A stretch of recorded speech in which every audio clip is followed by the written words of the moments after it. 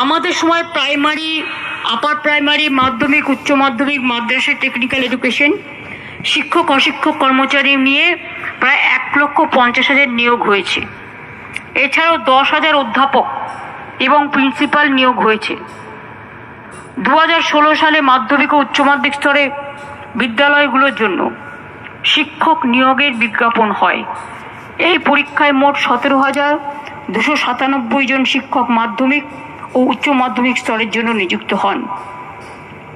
2016 সালে উচ্চ প্রাথমিক বিদ্যালয়গুলোর জন্য নিয়োগ প্রক্রিয়াও শুরু হয়।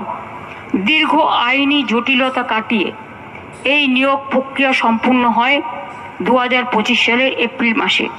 ফলে এই নিয়োগ প্রক্রিয়ার ভিত্তিতে 9,700 জন নিযুক্ত হন। এছাড়াও আপনারা জানেন আমাদের শিক্ষক পদে এখনো মোট ভ্যাকেন্সি আছে 56,000।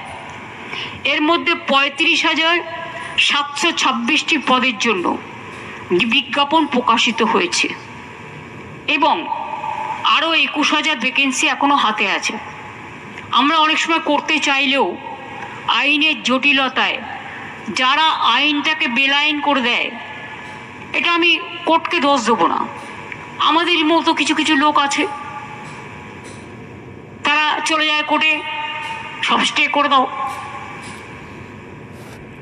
1 সেকেন্ডে স্টে হয়ে গেল, কত লোকের ভবিষ্যৎ চলে গেল। এই যে টিচারদের অনেকের চাকরি চলে গেছে, আপনারা কি ভাবছেন আমি মানসিকভাবে এতে খুশি? নো।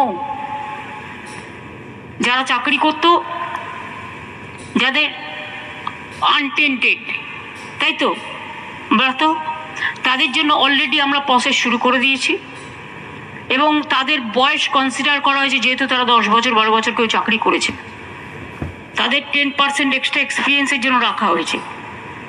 তাদের বয়স, যে যার বয়স আছে তারা অ্যাপ্লাই করতে পারবে। প্রায় 30% রাখা হয়েছে, যেটা তারা সুযোগটা পেতে পারে পরীক্ষা দিয়ে, কারণ কোর্টের অর্ডার অনুযায়ী।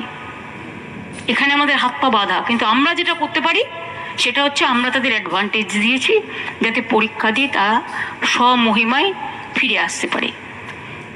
রইল গ্রুপ সি, গ্রুপ ডি, অশিক্ষক কর্মচারীবৃন্দ, তাদের জন্য কোর্ট বলেছিল অন্যান্য জায়গায় তারা করতে পারে, সেটাও আমরা নোটিফিকেশন করে দিয়েছি। এই টিচার্স প্রক্রিয়াটা শেষ হয়ে যাবে আর 2-3 মাসের মধ্যে, এবং এটা হয়ে গেলেই গ্রুপ সিডির পরীক্ষাটা হবে। আমি এক্সপিরিয়েন্সটাকে কাউন্ট করার জন্য সিএসকে বলবো লিগালি কথা বলে নিয়ে, কারণ যারা অলরেডি 10-12 বছর চাকরি করেছে তাদের বয়সটা তো ওভার হয়ে গেছে। সুতরাং if it is considered then that can be reconsider also. আর রইল পরে আমার হাতে আরও কিছু, যারা বেচারা টিচারিতে কাজ করেও আজকে অযোগ্য প্রমাণিত হয়েছে।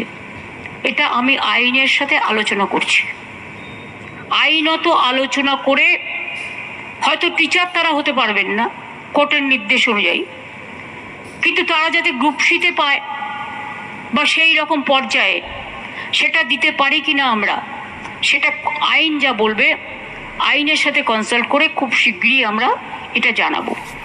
আমি কাউকে হতাশ হতে বারণ করব, তার কারণ আমাদের সরকার হচ্ছে মানবিক সরকার এবং আমাদের দৃষ্টিভঙ্গি অলওয়েজ আমরা পলিটিক্যালি দেখি না, আমরা মানবিকভাবে দেখি। তো বন্ধুরা শুনলেন, এই ছিল আজকের আপডেট। পরবর্তী আপডেট এবং যা যা ইনফরমেশান আমরা পাবো আমরা চ্যানেলের মাধ্যমে আমরা শেয়ার করব।